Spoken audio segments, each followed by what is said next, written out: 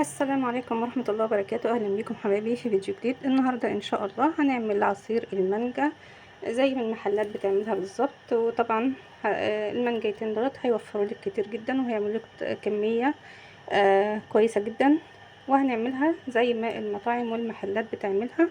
طبعا ما بتعملش المانجا صافية كده، لكن بتحط لها مكون تاني. احنا هنشوف المكون ده دلوقتي.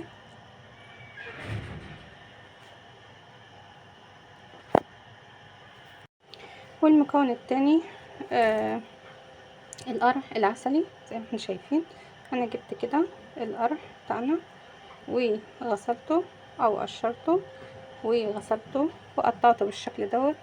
طبعا كان الفيديو معايا كان قطع وانا بصور، فبنعيد تاني الجزء دوت.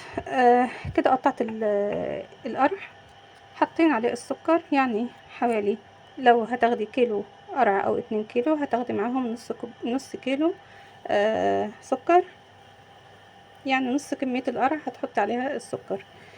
كده كمية السكر بتاعتنا. هنبدأ بقى نحطها على البوتاجاز لحد ما القرع دوت يستوي. طبعا هيخس. انا طبعا مش هحط الكمية دي كلها على العصير، لكن هعمل حاجة تانية وهنشوفها ان شاء الله مع بعضين. هنحط ده على البوتاجاز لحد ما يستوي كده ونشوفه هيبقى شكله ايه. زي ما احنا شايفين هنا القرع استوى اهون، زي ما احنا شايفين استوى جدا اهون.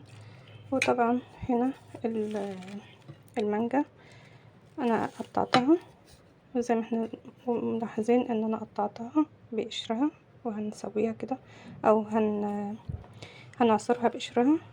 هناخد بقى الخلاط، بسم الله،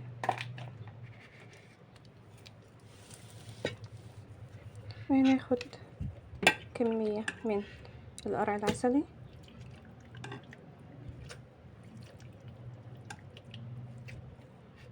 بالشكل دوت، وهناخد بقى المانجا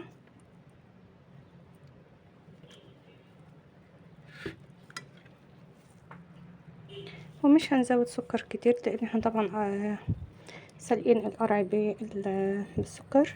هناخد شوية كده على حسب الرغبة، وهناخد شوية مية. انا هعمل ده على جزئين بس كده، وهنضرب دوت وهنشوف هيبقى شكله ايه. وده العصير بعد ما عصرناه كده وصفناه، لان بيبقى طبعا احنا عاملين المانجا بالقشر بتاعها، فطبعا شايفين السمك بتاعه. لو حابه تقليه عن كده ماشي، لو حابه تخففيه مفيش اي مشكله، على حسب رغبتك انتي. هنبدأ بقى نصبه في الكوبايات.